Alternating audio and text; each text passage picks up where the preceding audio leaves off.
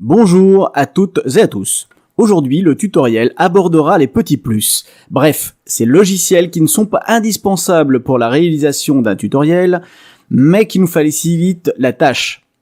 Aussi, je les appelle les auxiliaires. Ils deviennent vite incontournables, voire indispensables pour certains. Le navigateur. Je ne parlerai pas d'un navigateur en particulier. J'utilise Mozilla Firefox, mais cela reste un choix personnel. Pourquoi le navigateur ? Pour plusieurs raisons, que je vais ordonnancer et exposer en 4 points. Petit 1. Une source d'infos inépuisable. Désireux d'être à la pointe de l'information sur le sujet que l'on expose, il est nécessaire de suivre les différentes pages, blogs et sites d'information. Par exemple, je suis le site officiel de GIMP, Blender et bien d'autres logiciels. De même que les forums associés. Petit 2. Une inépuisable bibliothèque média. Les images, polices de caractères, les modes et tendances, vous trouverez la majeure partie de ce dont il vous faut sur le web. Bien que les recherches personnelles dans une bibliothèque ou en quête de terrain ne soient pas encore remplaçables. Petit 3. L'outil de publication. Et oui, votre navigateur va aussi vous permettre de publier, suivre et gérer vos publications. Mais je reviendrai sur ce point plus longuement dans la suite de cette série de tutoriels vidéo. Petit 4. Navigation privée et test. Lors de la navigation privée, votre navigateur oublie tous nos identifiants. Il nous est donc possible de visiter nos publications en qualité de visiteur non abonné et de voir si notre publication est conforme à nos souhaits. Mais je reviendrai en détail sur ce point dans une vidéo ultérieure. Un tableau noir. Xournal est un tableau noir utilisable facilement avec ou sans tablette graphique. On retrouve le menu classique des éditeurs multipages.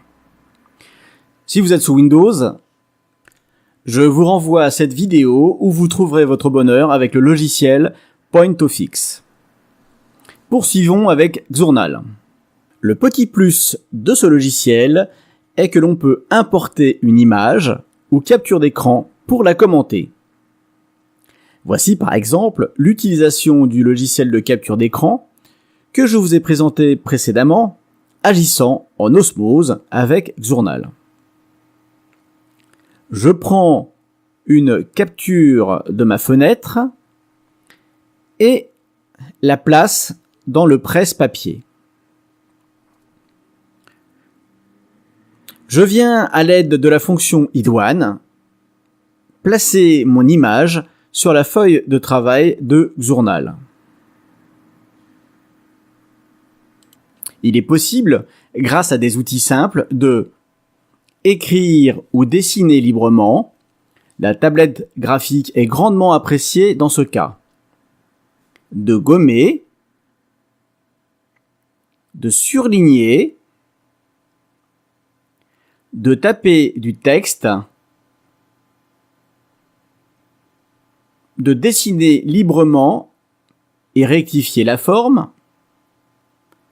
Cela permet de tracer des carrés, cercles, droites ou triangles à main levée. Xournal se charge alors de retracer les formes parfaites.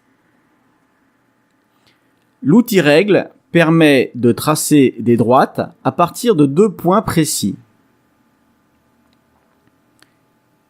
Nous avons ensuite l'outil de sélection par zone libre et rectangulaire qui permettent de modifier, effacer ou déplacer l'objet ou les objets sélectionnés. Un outil particulièrement intéressant quand on fait une démonstration est l'outil espace de travail.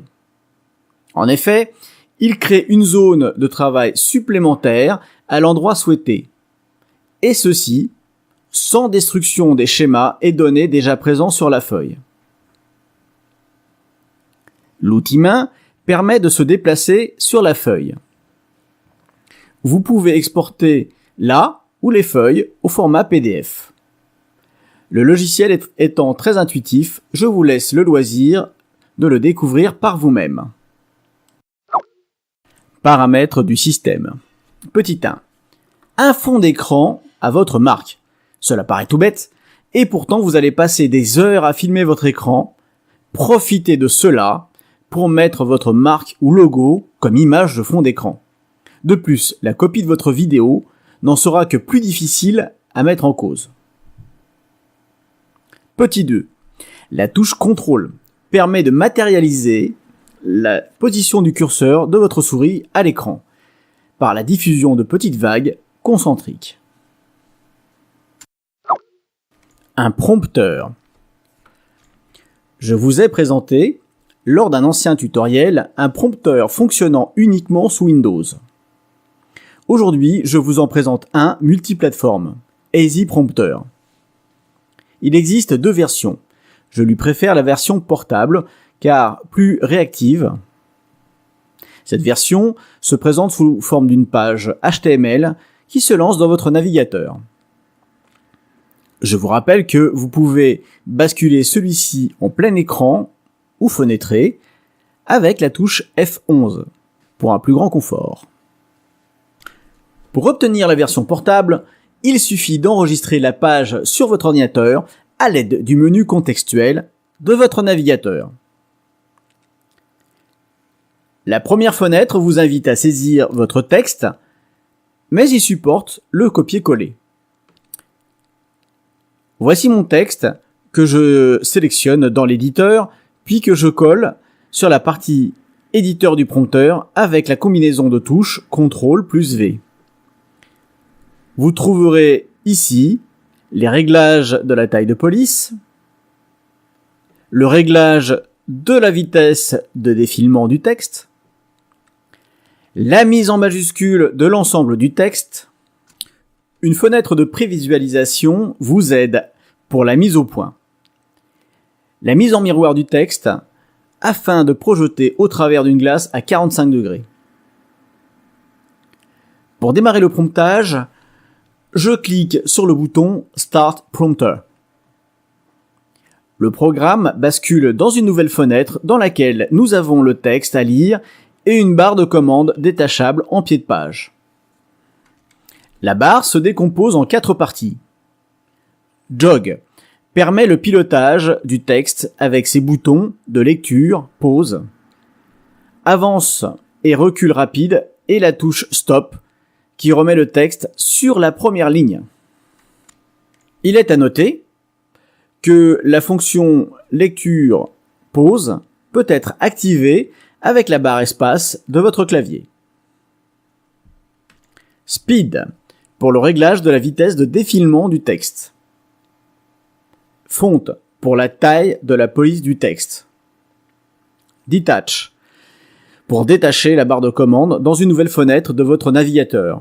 Cette fonction est utile si vous avez une personne qui prompte pour vous depuis un second écran installé sur votre ordinateur.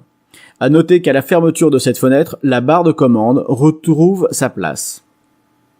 Edit permet de rectifier le texte dans son éditeur. Média Info. Média Info est un petit logiciel fonctionnant sous Linux, vous donnant des informations détaillées sur les médias vidéo et audio. Vous trouverez ce logiciel dans la Logitech. Une fois installé sur votre système, il suffit de faire, avec la souris, un clic droit sur la vidéo, aller à l'onglet Ouvrir avec et de sélectionner Média Info. Le mode Easy nous donne des informations de base. Je vous laisse les découvrir. Si vous avez besoin de plus de détails, cliquez dans le menu View, puis HTML. VLC. VLC est, pour faire simple, un lecteur audio et vidéo capable de supporter le multipiste en audio, en vidéo et sous-titres.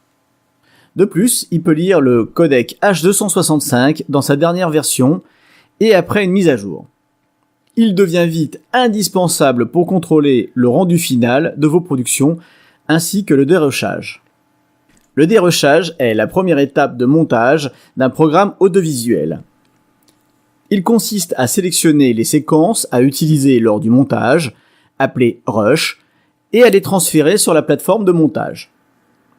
Le dérushage est l'étape qui permet de sélectionner les éléments qui seront utilisés lors du montage. Cette présentation touche à sa fin. Je vous remercie d'avoir suivi ce tuto et vous invite à me mettre un petit pouce bleu, de me laisser un commentaire, à partager la vidéo sans modération et de vous abonner si ce n'est déjà fait. Je vous ai mis à disposition un lien en commentaire vers la playlist complète de cette série, ainsi que le lien pour télécharger les fichiers utilisés dans cette série. Retrouvez-moi dans une prochaine vidéo pour la suite de cette série dans laquelle je parlerai de la bande sonore. À bientôt!